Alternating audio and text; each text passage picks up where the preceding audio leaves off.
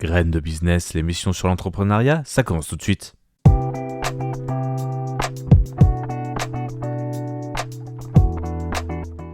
Le magazine des jeunes entreprises à Taïwan, Graines de business.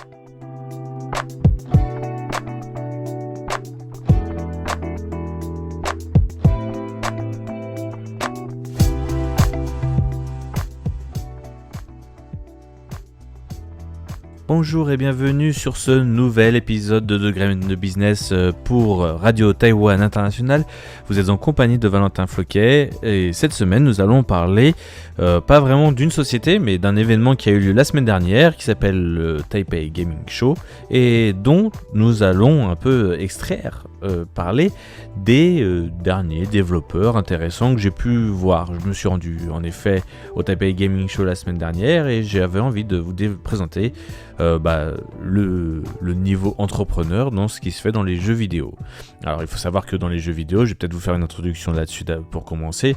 Il est très courant de commencer seul à faire ses jeux vidéo en tant que développeur et passionné de jeux vidéo. C'est très fréquent d'avoir des développeurs seuls ou parfois entre camarades de classe à 2, voire 3, ce qui est déjà un peu plus rare.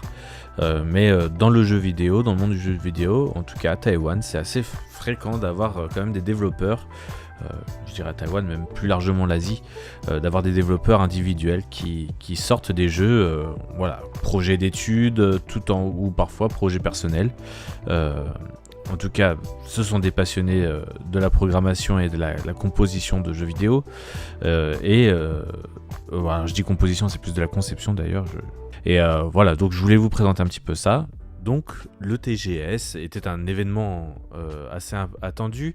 Le Taipei Game Show, qui est le plus gros événement de jeux vidéo de l'année à Taïwan, avait accueilli quand même beaucoup de sociétés et notamment beaucoup de développeurs individuels sous un étendard, sous un nom en tout cas qui s'appelle le Taiwan Indie House, ou en fait le Indie House qui était en plus balisé de pancartes aux couleurs jaunes pour pouvoir bien les repérer, et il y avait plusieurs sortes de stands individuels, soit des studios qui accueillaient plusieurs développeurs ou créateurs, concepteurs, soit carrément des petits concepteurs avec leur petit PC que vous pouvez avoir quasiment chez vous, et qui venaient montrer leur jeu, leur concept à qui voulait bien venir le comprendre, notamment plein de jeux très différents, et des gens qui faisaient ça quasiment comme si, en code à la maison,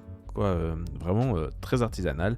Et je trouve ça intéressant un petit peu de présenter quelques travaux finalisés.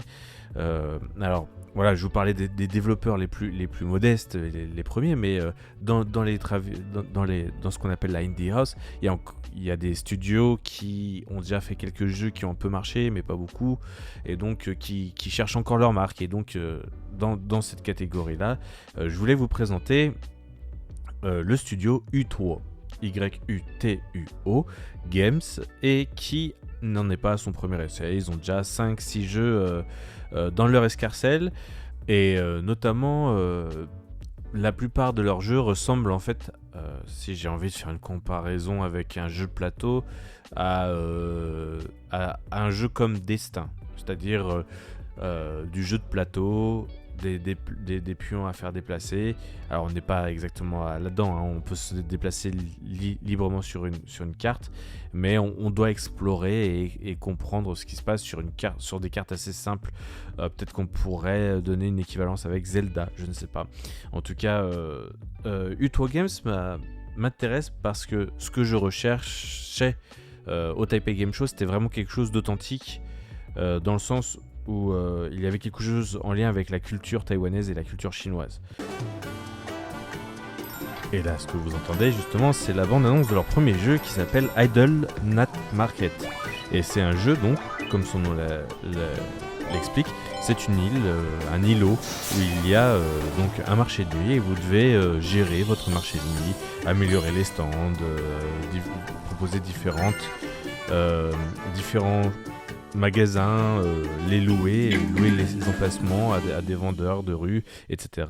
Avec toutes les saveurs que vous pouvez retrouver dans les stands de marché de nuit de Taïwan. Donc je trouve ça très intéressant, et ça c'était donc leur précédent jeu, et donc cette année ils ont présenté un nouveau concept qui m'a l'air assez incroyable au niveau de l'engagement des utilisateurs, parce que c'est un jeu qui met en avant en fait la pratique des temples à Taïwan, et je trouve ça complètement fou, enfin pas fou mais assez intéressant que quelqu'un ait eu l'idée d'en faire un jeu. Alors le jeu s'appelle Runleding, ou un peu comme Ximending en mandarin.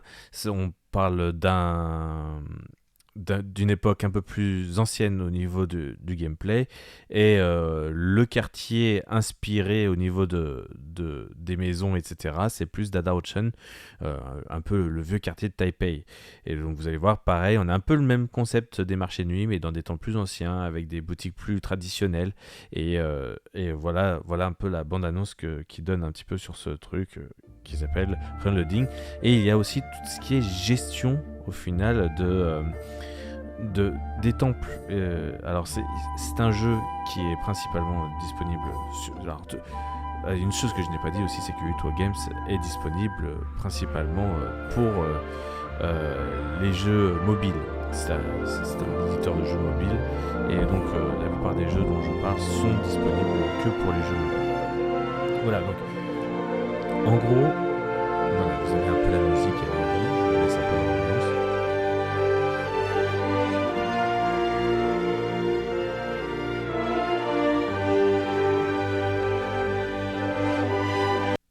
Voilà donc pour l'idée. Si vous avez en fait un peu l'idée de ce qu'il y a derrière, je vous demande d'aller peut-être rechercher un peu en ligne à quoi ressemblent ces émissions. C'est vraiment très intéressant en fait, je trouve, le fait de lier justement la culture taïwanaise et de pouvoir le lier aux jeux vidéo, c'est pas encore assez fait à mon goût, et je trouve que ça permet vraiment de comment dire, de plus engager les gens dans des jeux, dans la culture taïwanaise, et de la connaître plus profondément. Je prends par exemple très bêtement quelqu'un qui parlait, qui était dans une émission de Samuel Etienne sur un quiz. Vous savez, Samuel Etienne, le présentateur de Questions pour un champion, il a une émission sur Twitch qui s'appelle Time Out, et en gros, ce qui est important en fait, c'est...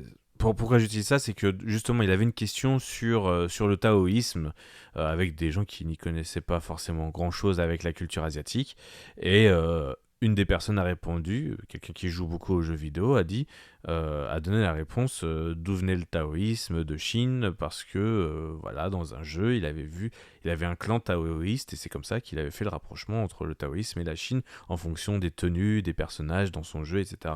Et je trouve que le jeu permet vraiment de concrétiser parfois la culture beaucoup plus profondément que les vidéos ou d'autres histoires, puisqu'au final on est interactif, on est actif dans les histoires avec des langues qu'on comprend, on est immergé dans un monde qui est bien sûr imaginaire, mais qui est quand même assez similaire. Et donc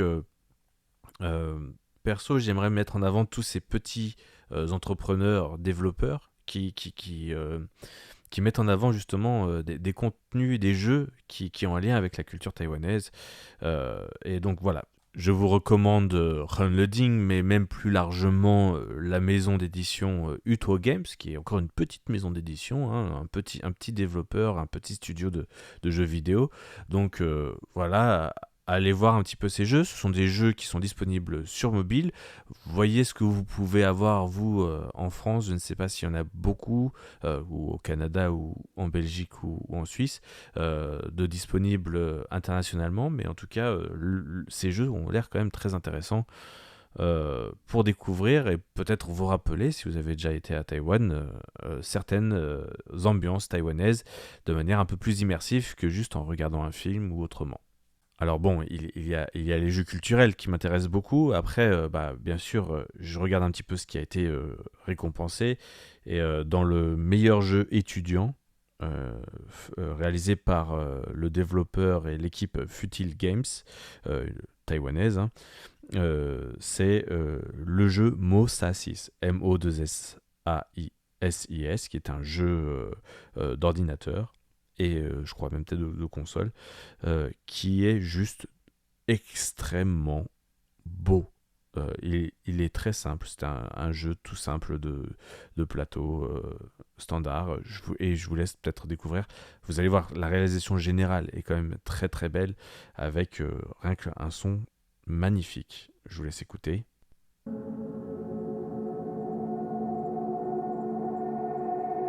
Voilà, et en fait c'est juste un bonhomme qui ressemble un bonhomme fait en herbe et qui se transforme en différentes formes, qui peut se mettre dans des pots ou pas. Et le but c'est de trouver un sens à sa vie.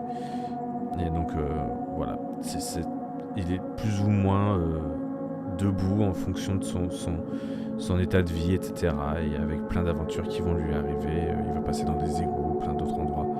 Voilà, vraiment un jeu tout simple de plateforme, mais qui est extrêmement, extrêmement beau. Vraiment, je le conseille très fort si vous voulez tester un jeu réalisé par des Taïwanais.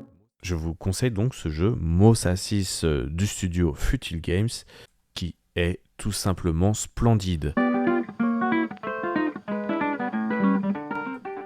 Bon, je sais, je ne vous ai présenté que 2 jeux pour cette émission, mais il y a tellement de choses à dire qu'au final, j'ai été un peu dépassé par le temps pour vous présenter tout ce que j'avais préparé pour vous.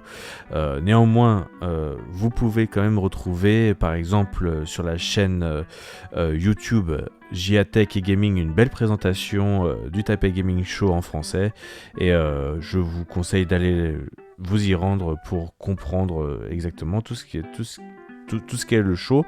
Vous aurez en plus un support vidéo qui peut être intéressant. Et de mon côté, voilà, je vous aurais présenté vraiment que un studio et un jeu, mais je pense que c'était déjà très intéressant de pouvoir en parler un petit peu. C'est pas quelque chose dont je parle beaucoup dans mon émission, et j'espère pouvoir accueillir bientôt aussi dans l'émission des développeurs et des créateurs de jeux. C'était un peu aussi pour faire mon marché plus globalement que je me suis rendu sur l'événement. Voilà pour l'émission d'aujourd'hui. C'était Valentin Floquet pour Graines de Business sur Radio Taïwan International. Excellente journée à tous.